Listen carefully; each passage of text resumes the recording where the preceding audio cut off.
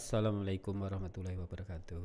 Teman-teman mahasiswa semester 3 akuntansi yang mengambil mata kuliah Intermediate Accounting.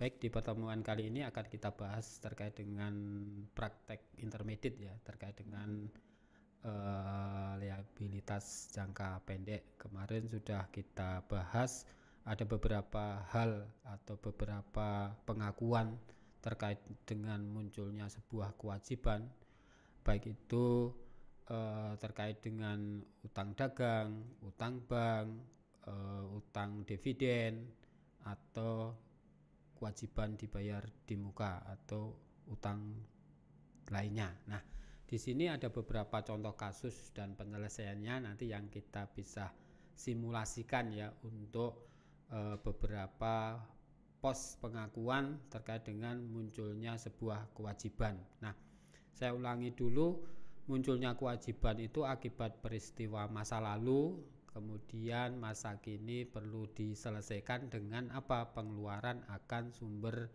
daya yang dimiliki oleh entitas. Nah, sehingga akibat masa lalu itulah, akibat transaksi masa lalu itulah yang terjadinya atau pengakuan akan munculnya sebuah kewajiban. Nah, sehingga di masa kini atau sekarang itu harus diselesaikan sesuai dengan transaksi dan melibatkan sumber daya perusahaan yang dimiliki. Nah, dari kasus yang pertama di mana memunculkan adanya pengakuan kewajiban atas utang barang atau utang persediaan ya, di awal dulu munculnya kewajiban ini, munculnya utang dagang ini akibat pembelian akan persediaan atau barang dagangan. Nah, sehingga persediaan barang dagangan pada utang dagang. Nah, di Januari Februari 2020 ini ada transaksi di mana muncul adanya utang dagang, pengakuan adanya utang dagang. Nah, sehingga bagaimana nanti ketika utang itu akan dibayarkan tanggal sebelum jatuh tempo atau tanggal pada masa potongan. Nah, sehingga ketika persyaratan tadi ya, persyaratannya 2/10 berarti kalau kita itu di Maret akan dilunasi, maka akan muncul pengakuan adanya potongan pembelian. Nah, atas apa? Barang dagangan itu sendiri. Namun secara kewajiban totalnya ya sesuai dengan nilai utang yang terjadi di awal periode. Nah, misalnya di sini adanya pinjaman bank, sehingga nanti di 1 November itu perusahaan mengakui di dalam statement keuangannya itu ada utang bank, ya, utang bank. Sehingga di 1 November kita catat atau di jurnal ya kas pada utang bank sebesar sesuai dengan nilai yang terjadi.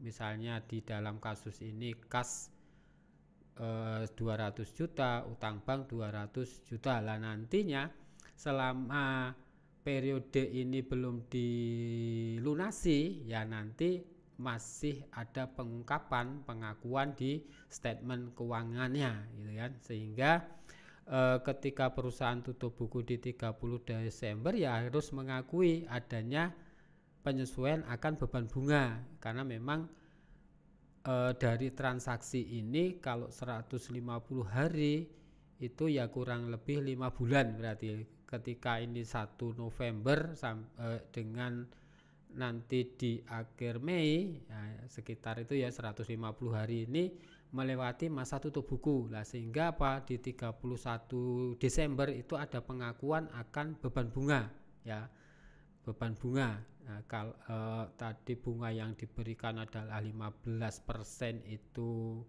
15% untuk jangka 150 hari ya. Nah, sehingga pengakuan di 31 Desember itu 2 bulan ya, dari 1 November sampai dengan 31 Desember itu yang diakui sebagai adanya beban bunga, sehingga 31 Desember ini dibuatlah penyesuaian beban bunga pada utang bunga. Nah, sehingga nanti di statement income beban bunga ini akan diakui di sana ya, akan masuk di income statement, sedangkan utang bunga ini akan masuk di laporan posisi keuangan untuk tahun 2020 atau nantinya menjadi gambaran atau pengungkapan di 1 Januari 2021. Nah, karena jatuh temponya adalah Maret ya, selama 150 hari tadi kan,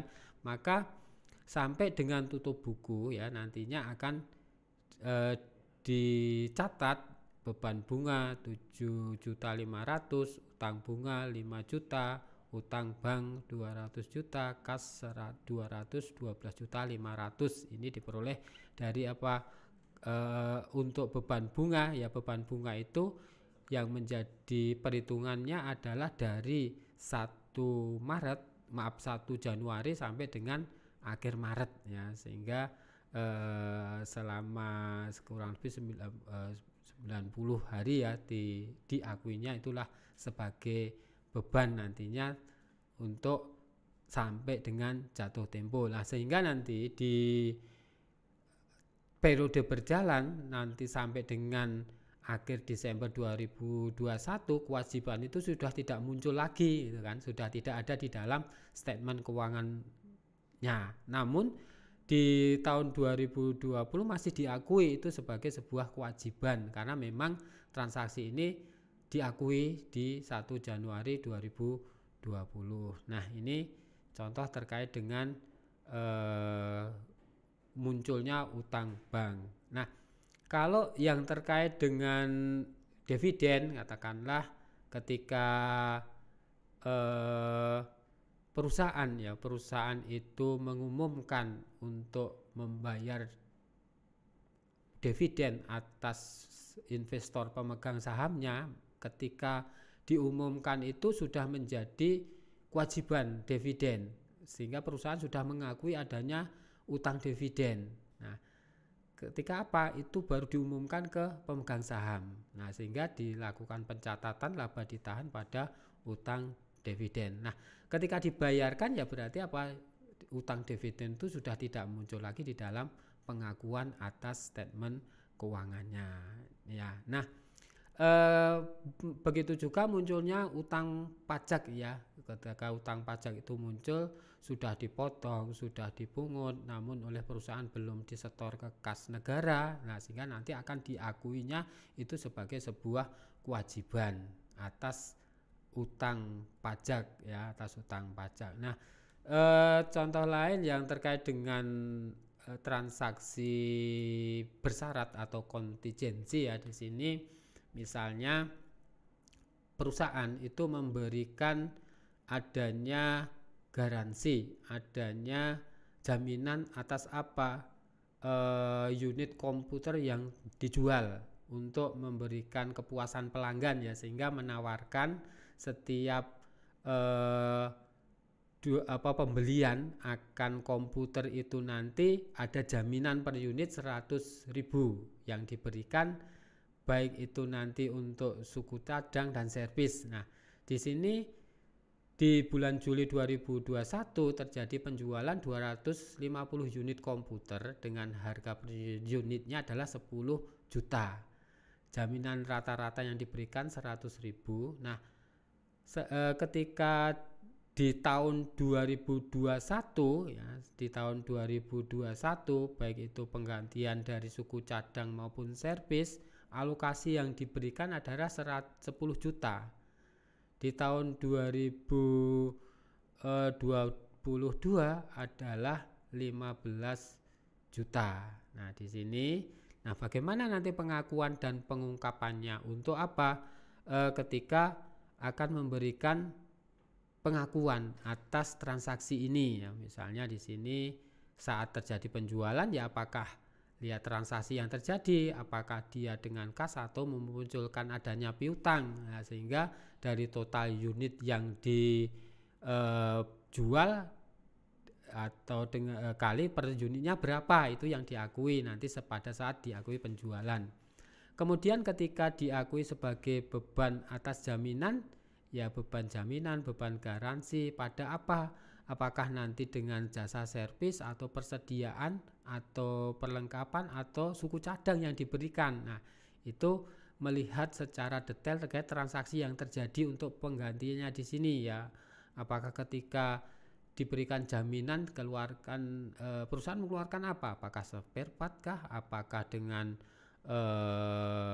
persediaan berupa komponen yang lainnya? Nah, apa yang akan sebagai pembanding untuk pengeluaran akan beban jaminan itu sendiri. Nah, di akhir tahun di 2021 ada penyesuaian di sini ya, beban jaminan pada estimasi kewajiban yang dijaminkan sebesar 15 juta dan pengakuan di tahun 2022 adalah 15 juta dari transaksi di kasus ini. Nah, ini sebagai simulasi terkait dengan kewajiban jangka pendek, baik itu yang bersifatnya pasti maupun kontingensi. Terima kasih atas perhatiannya.